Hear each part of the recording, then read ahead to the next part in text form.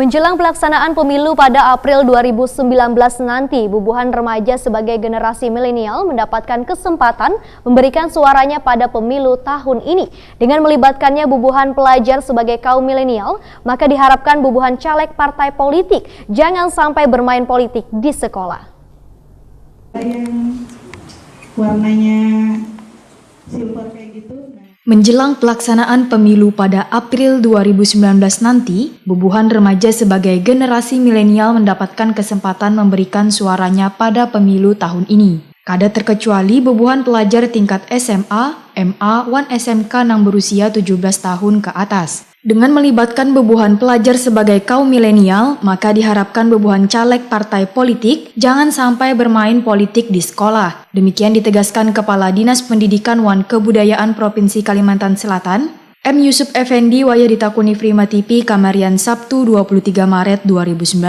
Institusi pendidikan khususnya sekolah pun diminta M. Yusuf Effendi kada dijadikan tempat politik praktis. Hal ini penting mengingat jumlah pemilih pemula yang umumnya cukup banyak berada di usia sekolah yaitu di kelas 11 dan 12 baik SMA maupun SMK. M. Yusuf Effendi menghimbau agar ASN di lingkungan pendidikan memiliki integritas, profesional, netral, dan bebas dari intervensi politik serta mampu menjalankan peran sebagai unsur perekat persatuan dan kesatuan bangsa berdasarkan Pancasila dan Undang-Undang Dasar 1945.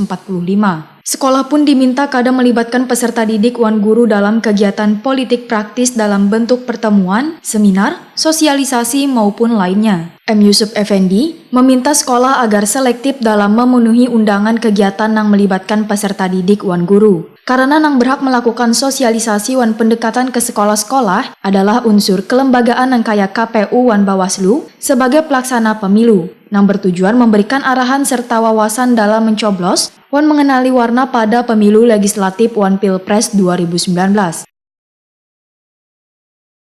Sekolah ini adalah lembaga pendidikan. Jadi kita ingin bahwa peserta didik kita atau siswa-siswi itu fokus kepada kewajibannya sebagai peserta didik untuk misalnya menggali atau mempelajari ilmu pengetahuan. Jadi hal-hal lain barangkali dalam posisi dia sebagai warga masyarakat. Nah, jadi kalau dia istilahnya terkait tadi berbicara masalah persoalan